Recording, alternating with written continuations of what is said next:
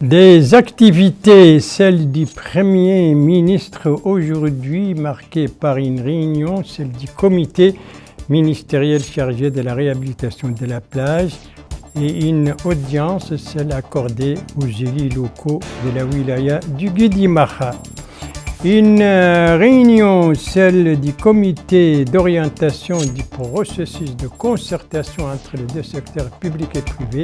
C'était aujourd'hui sous la présidence du ministre de l'économie et des finances. Un atelier, ou plutôt le lancement celui du programme avec la coopération de la FAO, au centre d'un atelier organisé aujourd'hui à Bogué sous la supervision du ministre de l'Agriculture et de la Souveraineté alimentaire. Tels étaient les principaux titres du journal et c'est parti, mesdames, mesdemoiselles, messieurs, bonsoir et bienvenue à votre 21h30 de ce vendredi 15 novembre 2024.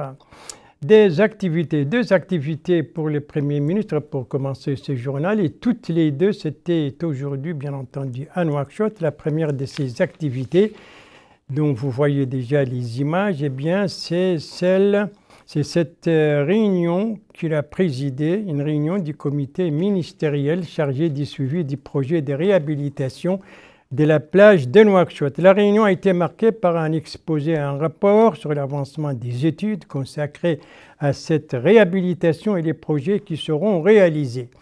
Et à la fin de la réunion, le Premier ministre a engagé le comité technique de présenter un rapport technique d'ici une semaine, un rapport qui précise notamment la nature de l'intervention technique, les ressources, ainsi que les domaines d'intervention de chaque composante, les étapes du projet, un projet qui sera exécuté par la société de réhabilitation de la plage de Nouakchott. Ça, c'était la première activité du Premier ministre, donc aujourd'hui dans ce journal.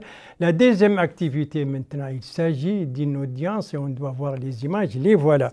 Eh bien, c'est une audience accordée aux élus locaux de la wilaya du Guidi-Maha. C'était l'occasion de discuter, entre autres, de la situation dans la wilaya qui fait partie, vous le savez, de celles qui ont été touchées par les inondations à la suite des crues du fleuve Sénégal. Les élus locaux du Guidi-Maha reçus par le Premier ministre, M. Mokhtar Ligaye. Ça, c'était aujourd'hui. Et le président du conseil régional du Guidi-Maha a donné des précisions justement sur ce qui a été dit au cours de cette audience. C'était lors d'une déclaration qu'il a faite à l'issue justement de la rencontre avec le Premier ministre.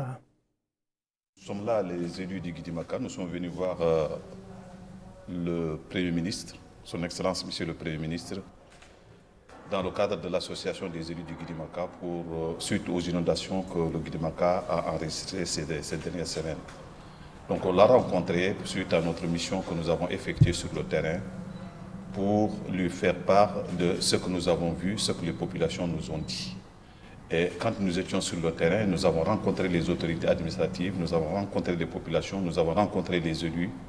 Et à la grande satisfaction de tout le monde, c'est que les populations étaient très satisfaites de l'intervention de l'État qui a été rapide, qui a été transparente et qui a été efficace. Et nous sommes rentrés en détail dans les grands problèmes que la région rencontre en termes d'infrastructures routières, l'enclavement de la région, donc ça a été souligné au Premier ministre, mais aussi le problème de l'agriculture surtout, qu'il y a une action urgente qui devait être conduite pour essayer d'aider les populations qui viennent de connaître les inondations, les agriculteurs. L'inondation est venue pendant que le mil est à maturité, donc les gens ont tout perdu, les récoltes, etc. Et le Premier ministre nous a dit l'engagement du gouvernement pour aider ces populations et qu'il y aura des semis qui seront sur place, il y aura du grillage qui sera sur place pour essayer de rattraper ces déficits avec la culture de décrue. Nous avons eu à parler du problème de l'électrification de la région, du problème de l'hôpital de la région, du problème de la jeunesse, du problème de la sécurité, du problème de l'eau potable, du problème de la jeunesse. Et tout cela, on peut dire que le gouvernement, le Premier ministre, nous a donné des réponses satisfaisantes et il nous a encouragés également à suivre poursuivre ce genre de rencontres avec lui dans le cadre du développement de notre région. Le président du conseil régional du Guidi-Maha, c'était aujourd'hui à l'issue donc de l'audience que le Premier ministre, M. Mokhtar Diaye, l'audience qu'il a accordée aux élus locaux de la wilaya du Guidi-Maha, c'était donc aujourd'hui. Lui aussi était aujourd'hui, c'est cet atelier organisé par le ministère de la formation professionnelle de l'artisanat et des métiers. Un atelier d'une journée organisé à Nouakchott et qui portait notamment sur la qualité des certificats d'aptitude professionnelle. Précision avec El Haj Abdelladdine. Cet atelier technique s'inscrit dans le cadre d'un renforcement des capacités du personnel des secteurs professionnels. Il a pour objectif d'améliorer la qualité des diplômes CAP, autrement dit certificats d'aptitude professionnelle, en se basant sur la formation et l'entrepreneuriat. Cette valorisation du CAP vise à faciliter l'insertion professionnelle des jeunes dans les secteurs prioritaires. C'est le ministère de la Formation professionnelle et de l'Artisanat et des Métiers, M. Mohamed Mal'ili Noulayi, qui a donné le coup d'envoi de cet atelier en prononçant un mot dans lequel a indiqué que cette rencontre a pour but de développer le partenariat entre les instituts de formation et les entreprises en termes de formation professionnelle afin que les bénéficiaires puissent acquérir une vision plus adéquate. Le ministère a ajouté que le processus de la formation peut porter ses fruits si les programmes et les plans sont bien définis et soigneusement conçus, ce qui va conduire à des effets positifs sur l'économie nationale, dit le ministre. Reste à signaler que de nombreux formateurs et inspecteurs prennent part à cet atelier qui vise à améliorer les manuels du CAP à travers la constitution des commissions spécialisées chargées de concevoir des programmes plus adéquats à l'insertion professionnelle des jeunes. Voilà, amélioration donc des certificats d'aptitude professionnelle, tel était l'objectif de cet atelier d'une journée organisée aujourd'hui à Nouakchott par le ministère de la formation professionnelle de l'artisanat et des métiers. Atelier donc s'est déroulé aujourd'hui. Aujourd'hui avait également la réunion à Nouakchott du comité d'orientation du processus de concertation entre les secteurs publics et privés. C'était sous la présidence du ministre de l'économie et des finances, Bokar Baïleba. La rencontre qui s'est tenue dans les locaux du ministère de l'économie et des finances rentre dans le cadre des concertations périodiques entre les secteurs publics et privés, ce afin d'améliorer la collaboration entre les deux entités. Le ministre de l'économie et des finances, Sid Ahmed Oulbou, a déclaré que ces réunions s'inscrivent dans le cadre des préparatifs visant à élaborer la loi pour l'organisation des journées consultatives entre les secteurs publics et privés prévues lors de la 3e semaine du mois de décembre. Il a en outre souligné que le Premier ministre va superviser dans les jours à venir le comité suprême chargé de superviser le forum entre l'État et le secteur privé. Le ministre de l'économie et des finances a par ailleurs déclaré que ces rencontres a aussi permis de dégager les thèmes et les différents ateliers qui vont ponctuer le forum du mois de décembre. Le président de l'UNPM, Union nationale du patronat mauritanien, Zainel Abidine Ould Cheikh Ahmed, a pour sa part affirmé que l'UNPM est disposée à pleinement apporter son soutien pour le succès de cet événement afin que les objectifs soient atteints. Il a enfin indiqué que la tenue des journées de consultation constitue une étape importante qui renforcera la coopération entre les deux entités. Il faut rendre à Abdoulaye Demba ce qui lui appartient, c'était bien son reportage et c'était bien sa voix et non celle de Bokar Baïleba, comme je l'ai annoncé tout à l'heure par inadvertance. Bokar Baïleba, nous allons le retrouver cette fois, je vous l'assure, c'est la bonne. Il va nous parler, lui, cette fois, de cet atelier organisé par le ministère de l'Enseignement supérieur et de la Recherche scientifique, atelier qui a commencé aujourd'hui sous la supervision du ministre des tutelles, Bokar Baïleba. L'objectif de l'atelier est de créer un cadre d'échange d'expertise entre les experts mauritaniens et marocains dans le domaine de l'enseignement supérieur et de la recherche scientifique. Et dans une allocution prononcée à cette occasion, le ministre de l'Enseignement supérieur et de la recherche scientifique, Yacoub El-Moïne, a souligné l'importance de cet atelier et son rôle dans l'activation du rôle de l'enseignement supérieur et de la recherche scientifique et l'amélioration de leur qualité à travers des rencontres mutuelles et des expériences dans ce domaine. Il a indiqué que l'assurance qualité dans le domaine de l'enseignement supérieur et de la recherche scientifique constitue un outil important pour leur promotion en établissant des traditions communes qui contribuent à l'harmonisation du système de qualité dans les deux pays. À son tour, le directeur général de l'autorité mauritanienne d'assurance qualité de l'enseignement supérieur, Mohamed Lemon Haris, a mis en exergue les objectifs généraux de cet atelier et sa contribution au renforcement du niveau de suivi et d'évaluation pour assurer la qualité de l'enseignement supérieur et de la recherche scientifique que les différentes institutions intéressées et concernées s'efforcent d'atteindre. De son côté, la directrice générale de l'Agence nationale d'évaluation et d'assurance qualité de l'enseignement supérieur et de la recherche scientifique du Royaume du Maroc, Mme Fatma Zahra Alemi, a passé en revue l'expérience marocaine dans le domaine de l'enseignement supérieur et de la recherche scientifique, soulignant que la coopération entre les deux agences et la coordination étroite permettront d'améliorer le niveau de l'enseignement supérieur dans les deux pays. En somme, cette rencontre a permis de passer en revue les domaines de coopération entre les deux institutions et les moyens de rehausser la qualité et la conduite des méthodes d'évaluation participative des établissements d'enseignement supérieur et de recherche scientifique. Voilà, une formation donc organisée par l'Agence mauritanienne de la qualité de l'enseignement supérieur et de la recherche scientifique avec la collaboration donc de son homologue de sa consoeur marocaine. C'était aujourd'hui à Nouakchott et un lancement supervisé par le ministre de l'enseignement supérieur et de la recherche scientifique. Lui aussi a été lancé aujourd'hui, mais cette fois à Bogué au Brakna. Lui, c'est cet atelier de lancement d'un programme de coopération entre la SONADER et la FAO. La SONADER, c'est la Société nationale de développement agricole, et la FAO, l'Organisation des Nations Unies pour l'alimentation et l'agriculture. De quoi s'agit-il? Comment les choses se sont déroulées? Qui a présidé quoi? C'est l'élément de réponse avec notre correspondant permanent là-bas, Abdelwadoud Sidine, compte rendu travaillé en français par Yed Alifal. Ministre de l'Agriculture et de l'Autosuffisance alimentaire qui a présidé le lancement de ce programme de coopération technique FAO SONADER. Programme relatif à la mise en place d'un schéma directeur des aménagements hydro-agricoles au sein de la vallée du fleuve Sénégal à partir de Bogué. Dans un mot prononcé à cette occasion, M. Mohamed Beibat a souligné que ce programme rentre dans le cadre de la stratégie du développement du département qui vise à mettre en place une bonne politique d'exploitation des ressources agricoles du pays. Il a souligné que les avis et les recommandations qui émaneront de cette assemblée seront d'un apport capital pour atteindre cet objectif. Une telle stratégie, a-t-il dit, permettra de limiter les effets négatifs du changement climatique, du gaspillage de l'eau et d'exploitation anarchique des terres cultivables.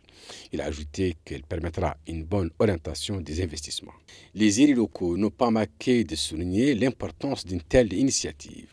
Le président du conseil régional du Brakna a déclaré à cette occasion que les élus et leaders d'opinion doivent tous soutenir l'initiative des hautes autorités du pays qui vise à l'autosuffisance dans le domaine de l'agriculture. Le maire adjoint de Bogué et le président de la Fédération nationale des agriculteurs et les partenaires internationaux ont tous exprimé leur espoir de voir cet atelier aboutir à des recommandations qui profiteront à l'État, aux agriculteurs et aux investisseurs, en somme à tous les intervenants dans le domaine. L'aménagement donc de la vallée du fleuve Sénégal au centre de ce programme de coopération entre la SONADER et la FAO, un programme dont le lancement a fait l'objet aujourd'hui d'un atelier à Bogué, supervisé par les ministres de l'Agriculture et de la Souveraineté alimentaire. Autre atelier dans ce journal également aujourd'hui, mais cette fois à Nouakchott. Et cet atelier porte sur la sécurité routière, un atelier organisé par le ministère de l'Équipement et des Transports en collaboration avec le ministère de l'Autonomisation de la Jeunesse, de l'Emploi et du Sport et du Sport. Et ça, le lancement a été supervisé par les deux ministres concernés. Précision avec El Hajj Abdallah Din. Cette session de formation, qui dure 2 jours, porte sur la sécurité routière. Elle est dédiée aux 135 jeunes volontaires qui vont suivre des exposés théoriques et des exercices pratiques sur ce thème.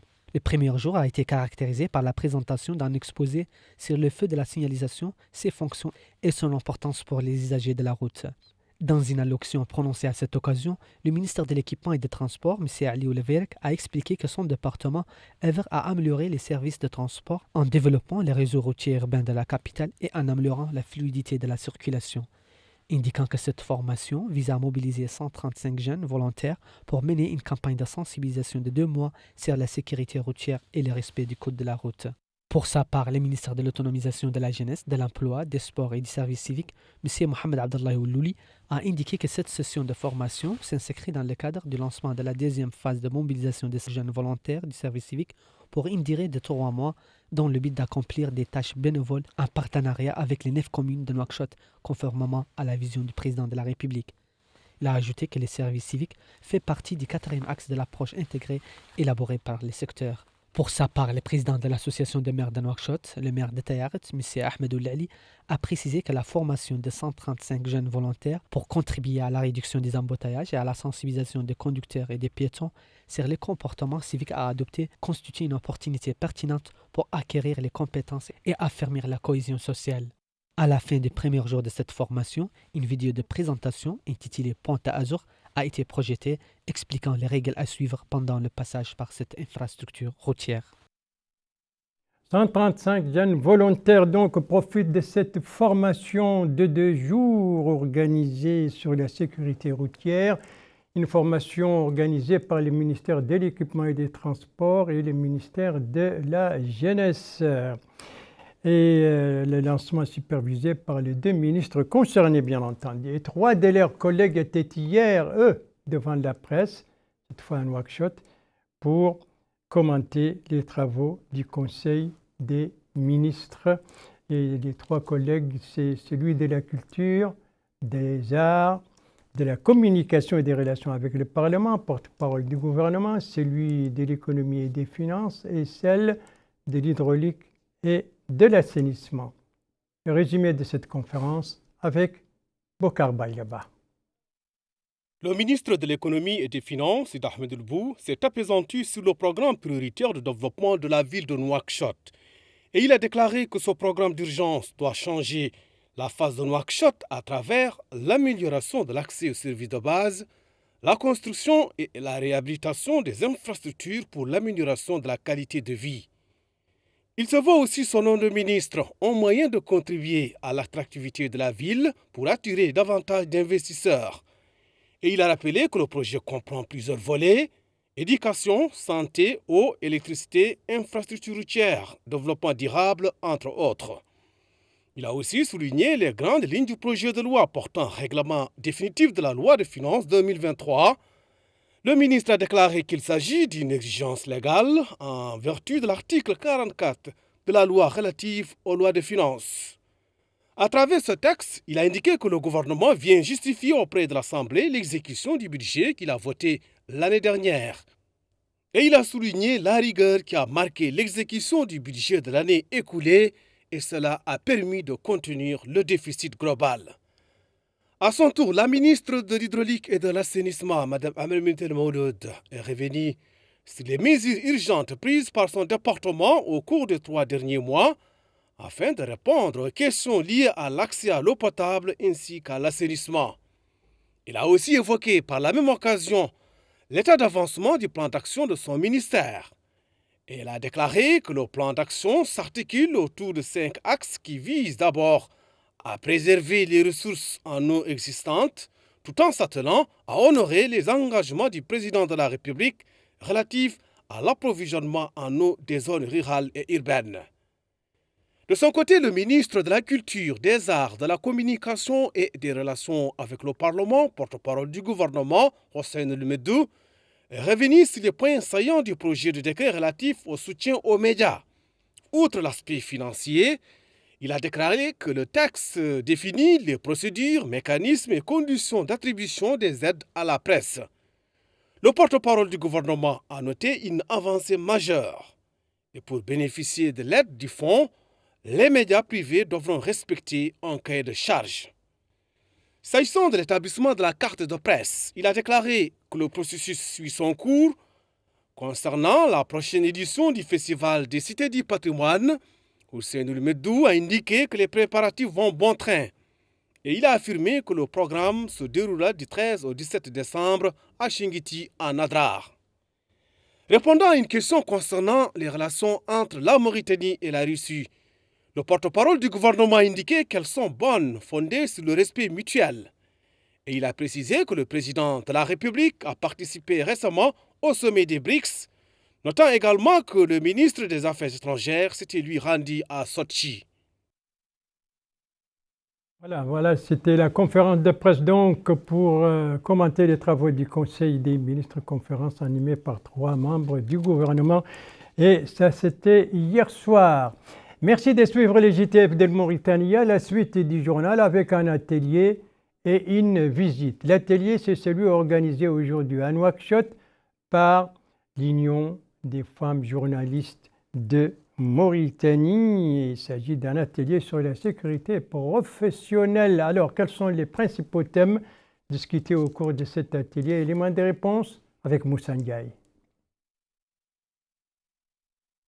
L'implication de la femme dans la presse numérique, le rôle des réseaux sociaux face au secteur des médias professionnels et presse et sécurité numérique sont des thèmes parmi d'autres de cet atelier de formation. Organisé par l'Union des femmes journalistes de Mauritanie sous la supervision du ministère de la Culture, de la Communication des Arts et des Relations avec le Parlement. Notre confrère Mohamed Ali Oulabadi, chargé de mission au ministère de la Communication, a déclaré qu'aujourd'hui, la presse fait face à de multiples défis. Il a ajouté que la révolution numérique a permis aux journalistes professionnels et à tous de jouer leur rôle pour informer en utilisant des applications de l'intelligence artificielle. De son côté, notre consoeur Meima Mintahmed, présidente de l'Union des femmes journalistes de Mauritanie, a, dans son intervention, souligné que cet atelier de formation ne fait que renforcer les capacités de nos confrères venus de différentes structures de la presse et de l'audiovisuel.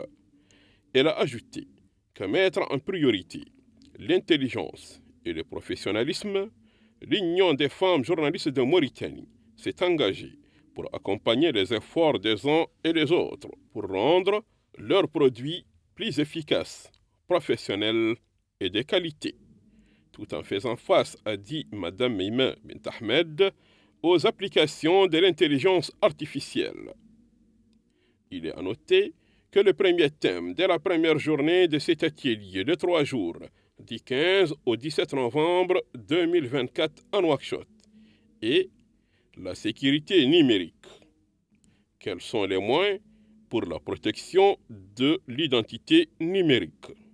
L'importance de la sécurité numérique des journalistes a été abordée par l'un des intervenants de cet atelier de formation de l'Union des femmes journalistes de Mauritanie.